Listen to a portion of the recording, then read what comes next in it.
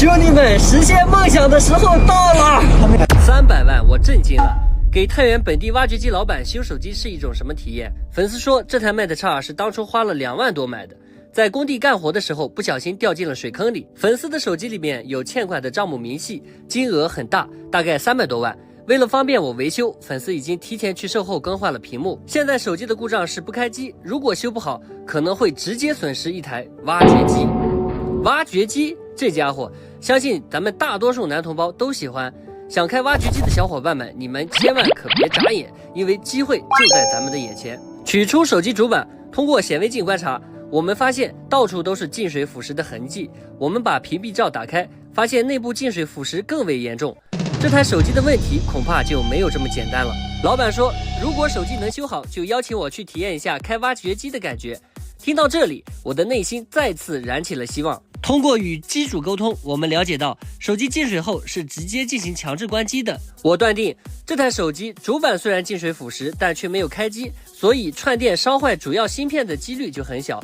如果真是这样，想想就觉得刺激，因为我们离开挖掘机又近了一步。我们先用刷子给主板做一个全方位的清理，只要有腐蚀的痕迹，我们全部都要处理干净。发现损坏的电容电阻全部更换。当然，这些都是表面的，更为严重的是底下的这颗芯片。通过用万用表测量多条线路的阻值，我们发现这台手机不开机的原因就是这颗芯片，它是主板上的充电 IC， 也是主板上唯一一个被烧坏的芯片。用烙铁直接将焊盘清理干净，找一个相同型号的芯片进行更换。处理完成之后，我们再用万用表测一下阻值，阻值都已经正常了。现在我们可以放心大胆的去加表看电流了。开机电流已经来了，看来一休哥马上要实现开挖掘机的这个梦想了。简单的进行装机测试一下，手机已经亮屏开机了，进入到了系统，测试功能都正常，资料也全在。我们再次拆下主板，将屏蔽罩焊接回去，再将主板重新装回机壳，装好所有的螺丝，开机进行测试。OK， 现在我们可以去放心的开挖掘机了。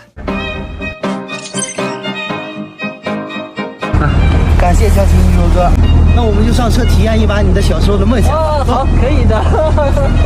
兄弟们，实现梦想的时候到了。好，那我开始了啊。这个油门要收。动了，动了，动了，动了，动了。